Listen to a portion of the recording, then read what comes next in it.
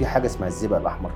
لا، الزئبق الاحمر ده ثمنه تعريف، مفيش حاجه اسمها الزئبق الاحمر. مفيش حاجه اسمها كده. لا. اللي طور بقى اللهجه في الكتابه مع اللي احنا دلوقتي فيه احمد كمال باشا يا جماعه، 16,000 كلمه مصريه قديمه انت بتقولها ومش دريان ان مصر قديم. يعني مثلا في الفصحى تقول هذا الرجل، هذه الفتاه.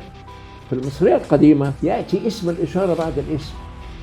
احنا في العاميه بنقول ايه؟ نجيب اسم الاشاره بعد الاسم، تقول الراجل ده والست دي. اسم الموصول في الفصحى الرجل الذي، الفتاه التي، الرجال الذين، النساء اللواتي. أيوة. كذا. في المصريه القديمه اسم الموصول حاجه واحده بس، اللي. واللي دخلت في العاميه بتاعتنا، فتقول الراجل اللي، والست اللي، والعيال اللي، والنسوان اللي، والرجاله اللي.